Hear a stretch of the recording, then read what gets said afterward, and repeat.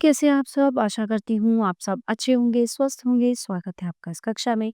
आइए आज हम पढ़ते हैं हिंदी व्याकरण का पाठ 20 निबंध लेख। निबंध शब्द नी बंध से बना है। नी जमा बंध, इसका अर्थ है अच्छी तरह से बंधा हुआ। निबंध ऐसी गद्य रचना है जिसमें व्यक्त किए गए भाव या विचार एक दूसरे से संबद्ध होते हैं तथा अच्छे व्यवस्थित रूप में एक दूसरे से जुड़े होते हैं। निबंध लिखते समय निम्नलिखित बातें ध्यान रखनी चाहिए। क्या है? किसी भी विषय पर निबंध लिखने के लिए उस विषय से संबंधित सूचनाओं, भावनाओं तथा विचारों को एकत्र कर क्रमबद्ध रूप प्रदान करना चाहिए। भाषा आवश्यकता अनुसार मुहावरेदार एवं विषय के अनुरूप तर्क में होनी चाहिए।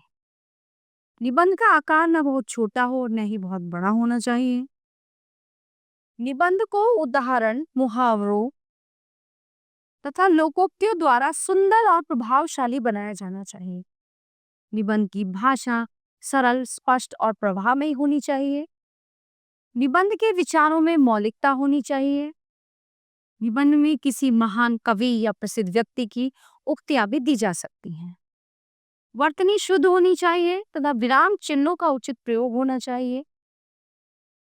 जितने शब्दों में निबंध लिखने को कहा गया है उस शब्द सीमा का ध्यान रखना चाहिए। अंतिम अनुच्छेद में ऊपर कही गई सारी बातों का सारांश आना चाहिए। तो यहाँ पर देखिए कुछ दिए हुए हैं। चलिए, पहला निबंध है गुरु शिष्य संबंध।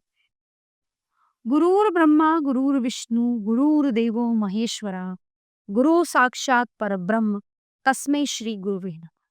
गुरु का स्थान ब्रह्मा के समान माना गया है। जिस प्रकार ब्रह्मा जी दुनिया की रचना करते हैं उसी प्रकार गुरु अपने शिष्य के अंदर छिपे गुणों को निखारता है। गुरु और शिष्य का संबंध जन्म जन्मांतर से है। इसलिए कबीरदास ने कहा है कि गुरु गोविंद दो खड़े काके लागो पाए, बलिहारी गुरु आपने गोविंद दियो बताए। अर्थात भगवान का परिचय कराने वाला गुरु ही है। इसलिए गुरु ईश्वर से भी महान है। गुरु शब्द गु जमा रू से मिलकर बना है। गु से अभिप्राय है अंधकार तथा रू से अभिप्राय है प्रकाश, अर्थात जो हमें अंधकार से प्रकाश की ओर ले जाए वही गुरु है। हम आदिकाल से ही गुरु की महिमा और महानता के विषय में सुनते आए हैं। इसका एक उदाहरण एकलव्य की कहानी में अवश्य सुना। उसने अपने दाएं हाथ का अंगूठा सिर्फ इसलिए काट दिया था क्योंकि वह गुरु की आज्ञा थी। हालांकि गुरु द्रोण ने उन्हें कोई शिक्षा नहीं दी थी। उनके पुतले को ही गुरु मानकर एकलव्य ने तीर चलाने की शिक्षा प्राप्त की थी। गुरु कुम्हार शिष्य कुंभ है, गड़ी गड़ी काढ़े कोट, अंतर हाथ सहार दे बाहर मारे चोट। यानी कि कबीरदास जी ने गुरु को कुम्हार माना है जो मिट्टी के बर्तन बनाता है। जिस प्रकार कुम्हार मिट्टी को सुंदर रूप प्रदान करता है उसी प्रकार गुरु भी अपने शिष्य को बाहर डांटते हुए बुराइयों को दूर करता है। कबीरदास जी ने कहा है, यह तन विष की बेलरी गुरु अमृत की धा खान, शीश दिए जो गुरु मिले तो भी सस्ता जा। यानी कि अर्थात हमारा शरीर विष रूपी बेल की तरह है जिसको ग्रहण करने से किसी की भी जान जा सकती है, लेकिन गुरु अमृत का भंडार है। यहाँ पर विष का मतलब हमारे जो अवगुण हैं, हमारी जो बुराइयां हैं उनसे है। अमृत ज्ञान से संबंध रखता है।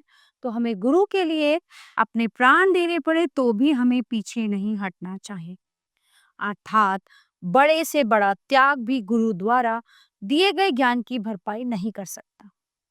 आज गुरु और शिष्य का संबंध व्यावसायिक हो गया है, यानी कि बिजनेस बन गया है। आज पहले वाले गुरु और शिष्य भाव नहीं रह गए हैं। कहीं ना कहीं दोनों तरफ से ही कमी आई है। यदि प्राचीन काल की बात करें तो पहले वर्ण व्यवस्था थी जिसमें गुरु को आवश्यक वस्तुएं स्वतः प्राप्त हो जाती थी, लेकिन आज उसको सब कुछ अपने प्रयत्न से जुटानी पड़ती। आज का गुरु भी भोग विलासी हो गया है। जब किसी के अंदर विलास की भावना जागृत हो जाती है तो एक अच्छा गुरु साबित होना मुश्किल हो जाता है। लेकिन यदि हम कबीर जी की वाणी पर गौर करें जो उन्होंने कहा है कि सब धरती कागज करूं, लेखिन बन रहा है, सात समुद्र की मीस मसी करूं, गुनगुन लिखा न जाए। यानी कि अर्थात सारी धरती को कागज बना दिया जाए और सभी पेड़ पौधे को कलम तथा सात समुद्रों को स्याही में बदल दिया जाए, तो भी गुरु के गुणों को पूरी तरह से नहीं लिखा जा सकता है। वर्तमान समय में भी गुरु के प्रति श्रद्धा और सम्मान करने वालों का नाम सर्वोपरि होता है, यानी सबसे ऊपर होता है। ठीक है। अगला है देश की प्रगति में विद्यार्थियों का योगदान। लड़का लड़की एक समान, इस तरह से। और देखिए आगे यहाँ पे कुछ अभ्यास के लिए दिए गए हैं। कंप्यूटर, विद्यार्थी और अनुशासन, भारत और क्रिकेट, समाचार। मतलब जैसे मैंने अभी आपको एक निबंध समझाया, उसी के आधार पर उसी तरह से अपने विचारों को लिखना होता है। तो प्यारे बच्चों, ये पार्ट यहीं पे समाप्त होता है। आशा करती हूँ आपको अच्छे से समझ आया होगा। मिलते हैं अगली कक्षा में। धन्यवाद।